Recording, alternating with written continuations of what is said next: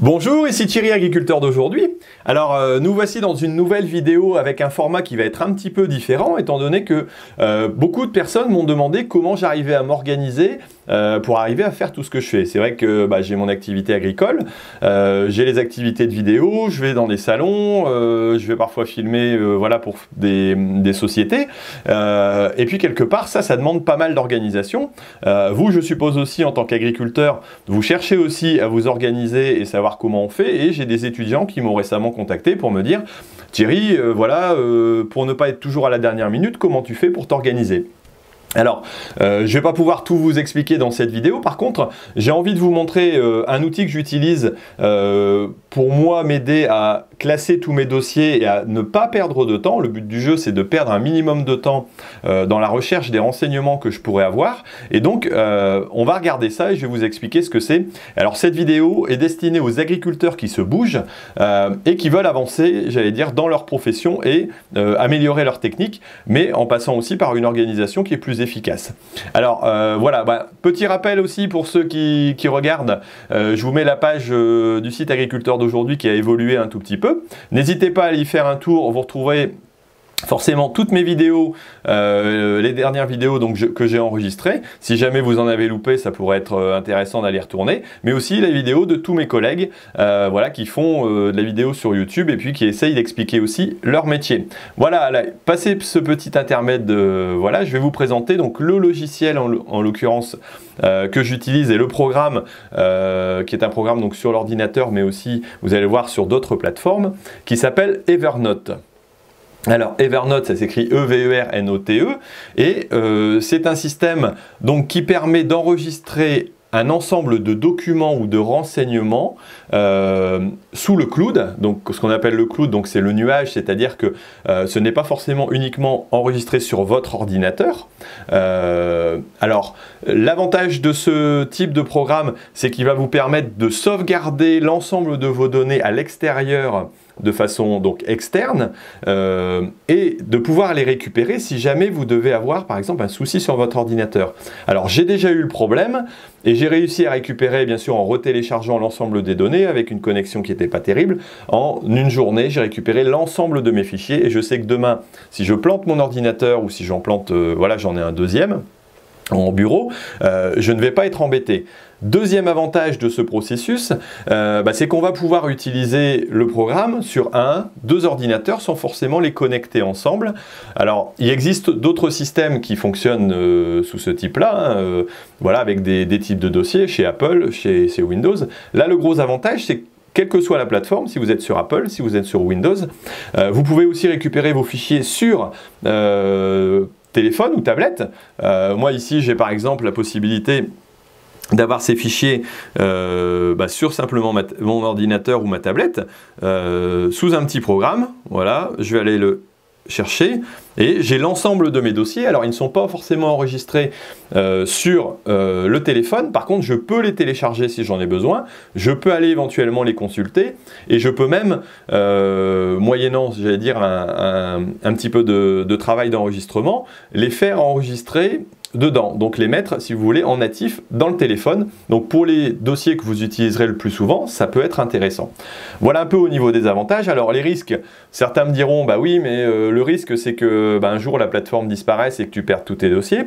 Alors déjà, sur les ordinateurs, l'ensemble des fichiers sont en natif. Donc, si je n'ai pas de connexion, je peux quand même y accéder. Moi, c'est un produit que j'utilise depuis à peu près 5 ans, je pense. Maintenant, on sait que l'informatique est quand même assez évoluée. Eux, ils ont aussi des plateformes à droite à gauche. Et ça, c'est quand même assez intéressant de savoir que eux aussi ont des sauvegardes si jamais il y avait un problème technique. Bon, il faut savoir que s'il n'y avait plus de connexion au réseau, quoi qu'il arrive, on serait un peu coincé pour tout. Mais je sais que mes programmes et tous mes fichiers sont enregistrés sur l'ordinateur que j'ai chez moi et quelque part ça me sécurise. Si je n'ai pas de connexion, j'arriverai toujours à y accéder quand même et éventuellement les sauvegarder sur un autre système. Voilà, alors on arrive sur la plateforme, alors qui se compose d'un système quand même relativement simple. Sur votre gauche, vous avez l'ensemble des dossiers qui existent, donc vous classez par dossier. Moi, étant donné que j'ai travaillé pour l'agence de l'eau, par exemple, j'ai un dossier agence de l'eau, j'ai mes assurances, j'ai mes formations, j'ai la formation machinisme, mes dossiers aussi qui concernent la CUMA ou les CUMA, pour mes écuries, tout mon dossier banque, mon dossier culture, un dossier juridique, matériel atelier, ordinateur. Voilà, vous pouvez choisir un nombre de dossiers assez important et un ensemble de sous-dossiers.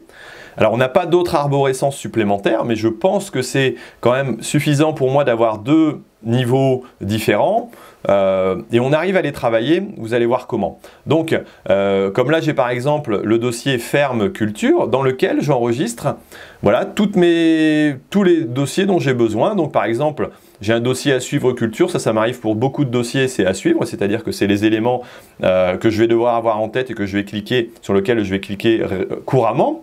Dans lequel par exemple j'ai mon assolement qui est enregistré pour plusieurs années. Alors voilà, là j'ai fait un dossier Excel pour suivre mon assolement et puis le préparer dans les années à venir. Je l'ai sorti aussi en PDF pour que ce soit accessible plus vite. Voilà, j'ai mis des couleurs, j'ai mis des choses, le nom des parcelles. Alors l'avantage ici, c'est que je peux enregistrer des fichiers PDF, des fichiers texte, des fichiers Word, des fichiers Excel, des photos, absolument l'ensemble des fichiers, à partir du moment où ils ne dépassent pas 2 gigas, ce qui est quand même énorme. Ça m'est arrivé une fois, il n'y a pas longtemps, d'avoir un fichier supérieur à ce niveau-là. Mais voilà, même des photos passent très bien. Après, c'est dans... J'allais dire le déroulement, si vous avez des photos dans un dossier, il va avoir plus de mal et il va ramer un petit peu pour pouvoir vous les montrer. Mais dans l'ensemble, ça fonctionne bien. Par contre, pas de vidéo. Là, on arrive sur des fichiers trop gros et ça n'a pas forcément d'intérêt. Donc les vidéos, je les gère ailleurs. Donc là, vous voyez par exemple le type de fichier que je peux avoir. Donc là, j'ai mon assolement. Là, c'est sous un format PDF. Et par exemple, ici, j'ai aussi au niveau de mes... Alors, qu'est-ce que j'avais dit? Au niveau des parcelles. Voilà, par exemple. J'ai enregistré par parcelle. Par exemple ici, j'ai fait une remarque en notant le type de mauvaises herbes que je pouvais avoir dans cette parcelle. J'ai fait précédemment aussi dans sur d'autres parcelles un autre type d'enregistrement qui sont tout simplement des photos, voilà comme ici. Et j'ai pris une photo, je l'ai notifiée parce qu'on peut utiliser un système d'écriture. Alors ça c'est sur la tablette ou sur le téléphone. Vous prenez une photo, vous mettez quelques petits sigles et vous dites, par exemple, voilà, là je voulais enregistrer une petite photo pour moi savoir comment j'avais fait le travail dans ma parcelle. Donc là en l'occurrence j'avais fait de l'actisol, ici j'avais fait que du franquet sans actisol. Et là j'étais passé avec un coup de herse pour voir les différents travaux et ça me permettra de me rappeler par exemple au moment de la récolte, ben voilà, à tel endroit j'avais fait ça avec autant de passages et je pourrais voir un peu les résultats. Donc c'est pas forcément pour faire une analyse scientifique, mais pour moi me rappeler de ce que je pouvais avoir à faire. Je peux avoir d'autres types d'enregistrements qui sont tout simplement des dessins. Voilà, je vais prendre une photo d'un dessin que j'ai fait sur, voilà, sur un papier. Je vais pouvoir l'envoyer éventuellement à quelqu'un d'autre et je vais pouvoir le stocker et le garder. Comme là, j'avais fait différents types d'engrais sur les différentes parcelles et j'ai pu les utiliser. Voilà, ça peut être une autre photo pour montrer le type de sol que j'avais à ce moment-là. Voilà, le travail qui avait été fait. C'est un rappel, c'est un dossier de stockage. Le jour où je retrouvais mes photos, je sais qu'elles sont là. Et autre gros avantage qu'on peut trouver, parce que c'est vrai qu'on a possibilité d'utiliser ce système pour d'autres raisons, mais autre gros avantage que je peux avoir, c'est si simplement je veux faire une recherche à partir d'un mot-clé. On va essayer un mot-clé. Donc ici, je viens taper le mot-clé tracteur. Donc on peut voir par exemple qu'il me sort le premier dossier qu'il va trouver. Alors là, c'est tout simplement, j'allais dire au niveau de ma formation machinisme, une photo que j'avais prise afin d'indiquer aux utilisateurs comment elle fonctionnait. Et donc, il a été cherché sur la photo. Donc voilà, il a la capacité donc à aller chercher même sur la photo, sur un scan. éventuellement de factures sur un fichier PDF, dans un fichier Word et dans un fichier Excel, les mots que vous allez pouvoir chercher. Donc, si je sais que pour ma recherche, je vais pouvoir utiliser le mot photo, le mot tracteur, pardon, parce que je sais que dans le dernier fichier que j'ai enregistré, je cherche par tracteur. Grâce à ça, je peux le retrouver assez facilement. En plus des différentes arborescences que j'ai utilisées précédemment et qui vont me permettre de classer mes dossiers. Donc, il y a plusieurs types de recherche. Donc là, on voit qu'il a été bien recherché 1, 2, 3, 4, 5 fois le mot tracteur, même là sur le côté encore plus. Et même quand c'est écrit à la main, parfois il arrive à les retrouver, à condition que ce soit écrit correctement. Mais c'est un très bon système.